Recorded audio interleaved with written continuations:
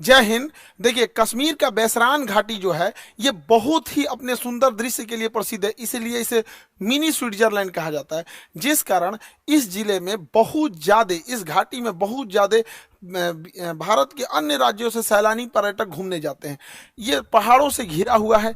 इन पहाड़ों के बीच में घाटियां हैं जो दूर में यहाँ पे पूरी तरह से बर्फ से ढकी पहाड़ियां हैं। ठंड का दिन आता है तो इस पे बर्फ की एक चादर पड़ जाती है जो बहुत ही मनोहर दृश्य दिखता है, और इसके सामने ऊंची ऊंची चोटियां हैं। गर्मी के दिन में जैसे अभी के वर्तमान समय में यहाँ पूरा हरियाली छा जाता है, और ठंड के दिन में इसमें बर्फ जम जाता है। ऐसे ही बहुत सारे सैलानी यहाँ घूमने गए थे। हालांकि ये जगह बहुत ही प्रसिद्ध है। पहलगांव जो जगह है, पहलगांव में ये घाटी है। पहलगांव जो जगह है वहां से ये घाटी लगभग आधे से 1 घंटे के डिस्टेंस पे है। पहाड़ों पर आधा ज्यादा दूरी नहीं होती है, लेकिन घुमावदार रास्ता का होने की वजह से दूरियां बढ़ जाती हैं।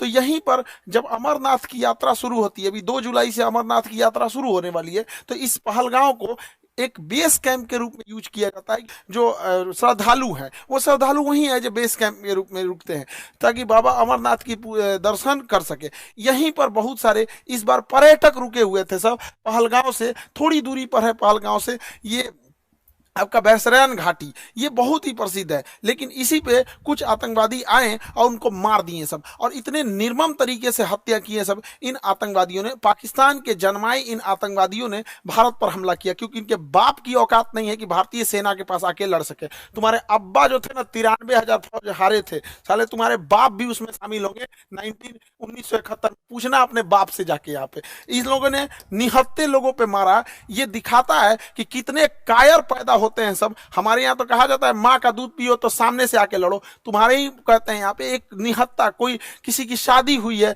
कुछ दिन पहले हुई है, वहां पर जाके मार दिया। एक जिम्मेदारी लिया है रेसिस्टेंस फंड। बताइए इनके बच्चे का क्या गुनाह था? बताइए, इनका बच्चा अच्छा मार्क्स लाया तो घूमने के लिए यहाँ आ गए। किसी की शादी 1 हफ्ते हुई है, किसी के हस्बैंड को मार दिया गया, वो कह रही है कि मेरे हमको भी मार दो यहाँ, लेकिन कह रहे नहीं तुम अपनी सरकार को जाके बताओगे। अरे सरकार को तो पता चल गया है, लेकिन हम लोग को जो बना अभी इलाज होगा इसका अच्छा से यहाँ पे।